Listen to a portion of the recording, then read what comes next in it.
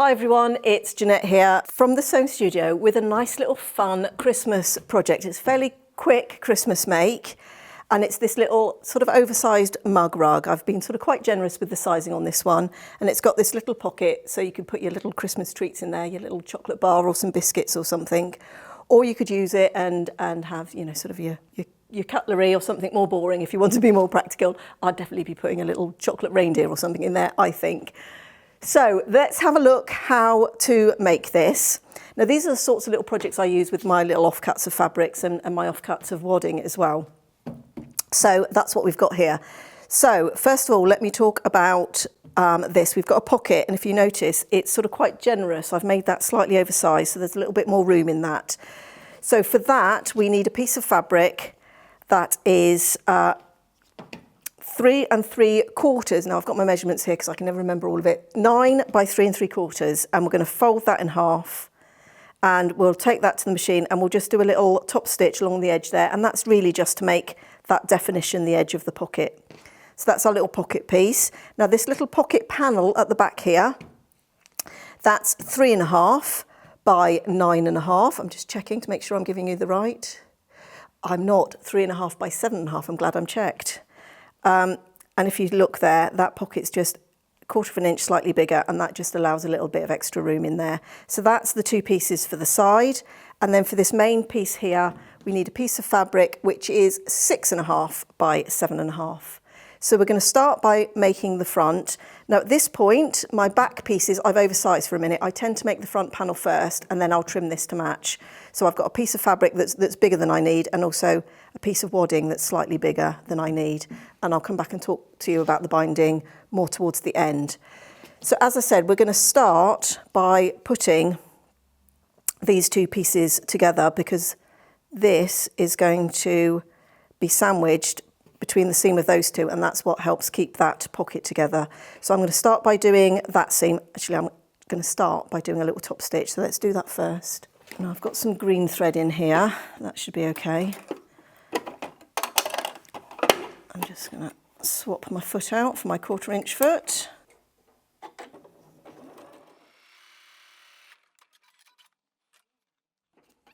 Now I've got green thread in the machine, but you might want to swap that out for a colour that sort of matches in with your background if you don't want to see your stitching quite so much. So now I'm going to take our other two pieces, and we're going to just align that pocket with the edge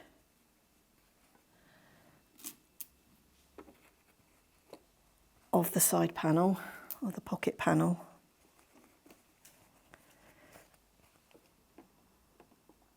Now if you wanted to, you could tack that into place first of all, and that just helps hold those layers together.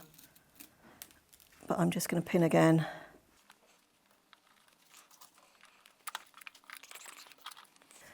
I'm going to sew all along that edge 1/4 inch.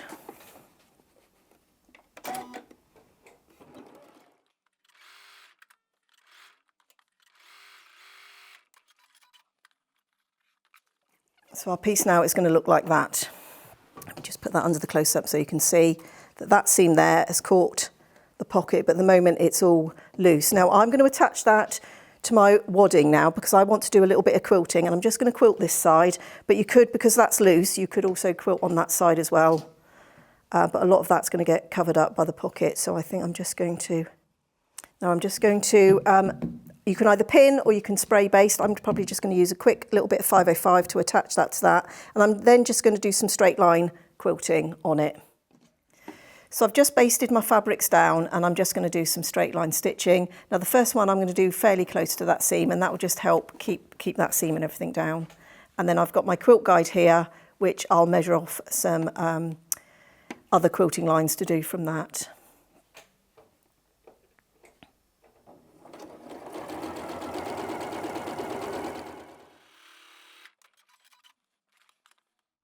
And I'm just going to sort of eyeball how far I want those apart. You could measure it if you wanted.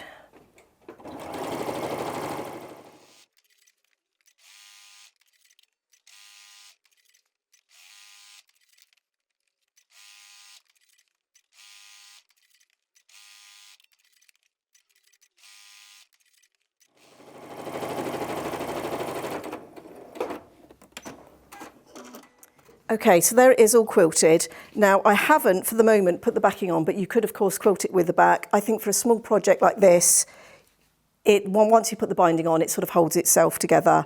But if you want to do, you could quilt through all 3 layers at that point, like you would in a normal quilt. So now we've got that, I'm going to trim that, and then we're just going to sort of tack that into place. Now, when it comes to sort of the excess piece of fabric here, what I tend to do is just sort of roughly make it fit, just making some gathers. Now, you might want to just make a central one, but I just sort of do it and even out the excess across that space. And then I'm just going to tack that into place so it just holds it and it makes it easier when we come to do the binding. So I'm going to do those little jobs quickly.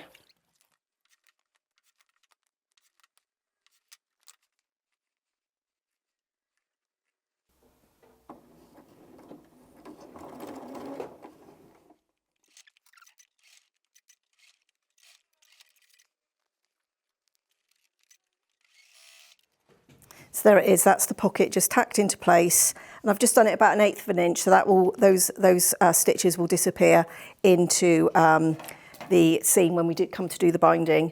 Now I'm just going to remeasure that. Now it should come out at 9.5 by 7.5. So I'm just going to remeasure it in case any of the quilting has just shrunk it a little bit. No, that's 7.5. And that's 9.5. So that's the size I'm going to cut my backing to.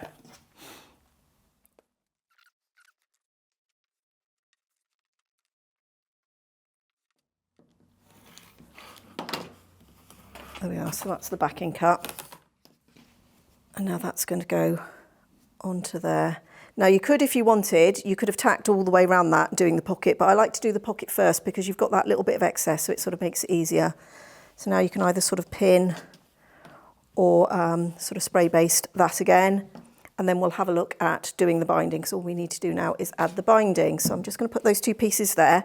Now these are strips that are cut at 2 inches wide. You don't want too thick a binding on this. It's just a small little mat, or rug, we should say, mug rug. Now on this, I've decided I'm just going to do a simple straight stitch. So this is all very simple sewing so far. So if you're a beginner and you don't want to do anything particularly with mitered seams, we can just do our normal little 1/2 inch seam on these. I'm just straightening off the edges, and then we're just going to do 1/4 of an inch to sew these 2 together. Now the length of strip we need at the end is 36 inches roughly to go all the way around, or at least 36 inches. No, we were okay.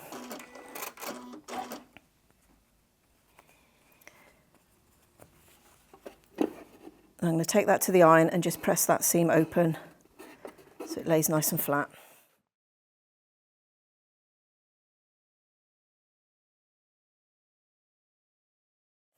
So there's our piece of binding. We've just folded that in half. Now I'm just going to sort of dry run this a little bit because we've got that seam. I don't want my seam to be hitting any of those corners. Now we've only got 1 seam in this. So I'm just going to sort of do a quick little test just to see where that seam's going to hit, and it's looking like it's going to be okay. Yes, that was a pretty good guess, wasn't it? So now we can put this on like we would binding.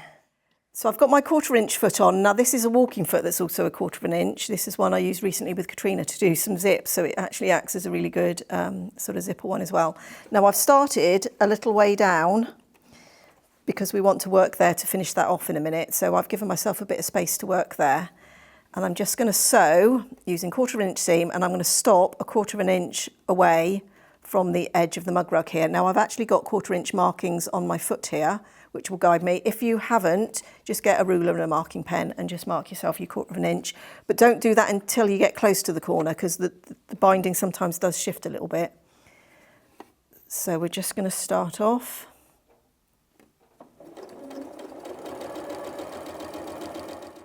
So I've stopped a 1/4 of an inch away. Now we're going to take that binding straight up and that will give us a 45-degree line there, straight down, and we've got 3 match points. We want the fold of that fabric to be in line with the edge there. We want the raw edges to be in line with the edges there, and we want those 2 folds to be sat neatly on top of each other. And if we get all of those 3 match points, we'll have a nice, precise mitered corner. So I'm just going to start a little way in, then I do a couple of stitches back, and then I'll come forward again. And I'm going to do all of that until we get to that 4th corner, and then I'll talk to you about finishing off the binding.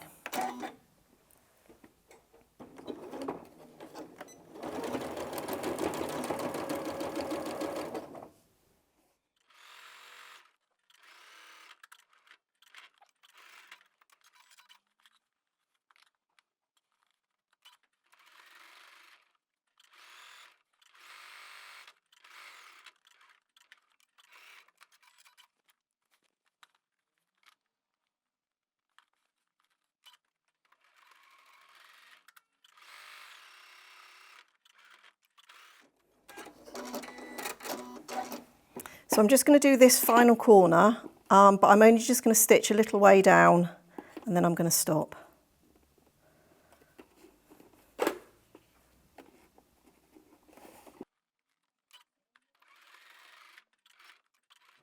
So there's our binding on all the way around. Now at this point I just check that I've caught everything everywhere.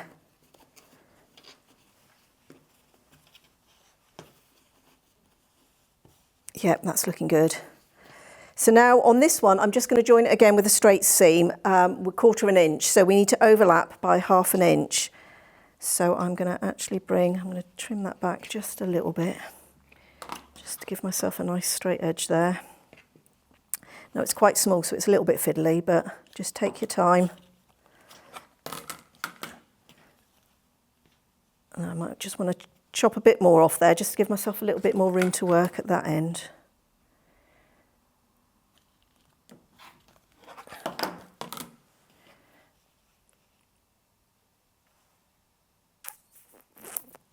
So we want to overlap here. Now if I get my marking pen. So that's my edge of my fabric underneath there. So I want to come 1/2 inch beyond that.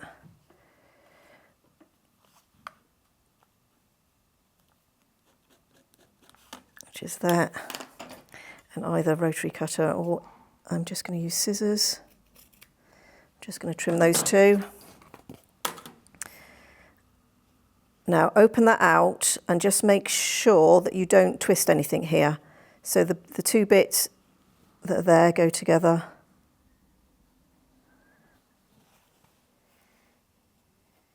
And I do need to pin that, because like I say, this is just a little bit fiddly because it's small. But if you want, you can unpick a few stitches if you need to leave yourself a little bit more room.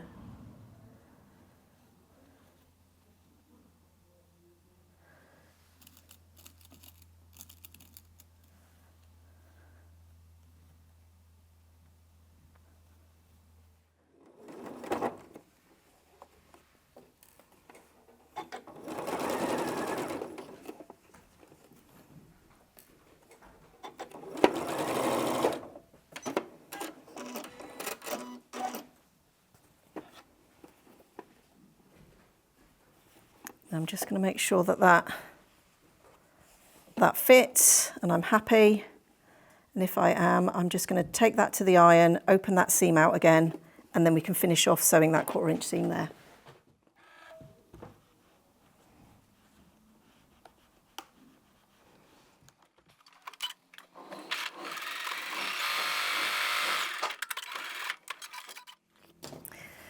So that's the binding on. Now I like to do these by hand, even these small ones. I like to just go round and just finish that off with a little slip stitch. Now I know Katrina's done a little tutorial on how to do the invisible slip stitch, so you can go and check that one out if you're not sure how to do it. If you didn't want to do any hand sewing, what I suggest you do is put the binding on the back and then just stitch close to the edge. That fold will be on the front, and if you just stitched just close to the edge of that, that will catch. But you will see that stitching on the back, but that's obviously a lot quicker and certainly a lot easier if you're a beginner sewer. So as I said, do exactly the same for attaching, but do it on the back, and then fold it forward onto the front and top stitch it down on your machine. So that's our nice little mug rug. So I've got a little bit of homework to do again. Now let me just bring this finished one back in, because we've also done a little tutorial on how to make these really fun and simple tags using your Christmas scraps.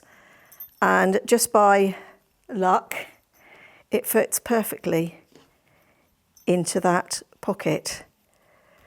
So you could put your little personalised tag in there, and then that's a nice little gift for somebody, a little personalised tag with your pocketed mug rug, and you've got a nice little Christmas gift. Or even you could put that on place settings, and then people know where they're sitting and they've got a nice little gift to take away with them. So I hope you enjoyed that quick little mug rug tutorial. If you give them a go, please do share your photos with us through Facebook and Instagram. Thank you for your time today, and please do join us again here next time in the sewing studio.